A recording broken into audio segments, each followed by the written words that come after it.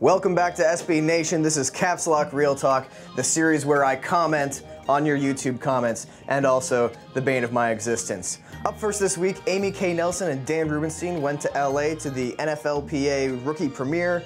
Data Ho said, "Is it me or do those two, especially the guy, seem like they know absolutely nothing about sports?" It's just you. I will allow that Dan Rubenstein does act like a jackass a lot, so maybe that's where you're getting your impression from. T. Bryant 20 on the same video said, "Miss Amy K on ESPN. Well, how about watching less ESPN and more SB Nation, jerk?" I went over to Kick TV to talk with Jimmy Conrad about LeBron James's partial ownership in Liverpool Football Club.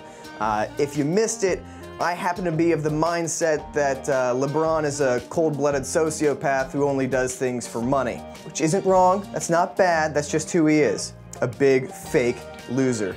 And then Belly LFC hit me up on Twitter to say, "Matt Ufford, just seen your video on Liverpool, go and f*** yourself. You know nothing about the club, you American idiot, hashtag c**t." Not true. I do know something about Liverpool. They just finished 8th in the Premier League table and aren't going to the Champions League next year. Sucker! Ha ha! Eat it! I do appreciate the little detail of the hashtag c**t. Like, I want this horrible word for a woman's vagina to trend worldwide. That's why Twitter was invented, really, so that c**t could trend. Our Bayern Munich blogger Phil Pearson had a reaction video after Chelsea beat Bayern in the Champions League final. Didn't really dress up for the role, but Matt Glass 0 said, "Recording video for National Sports Blog Network? Nah, I don't need to put a shirt on. My wife beater is classy enough. Can't forget my puka shell necklace." That's a burn to Phil. Also worth noting, Phil wore an Orioles hat to talk about English and German soccer.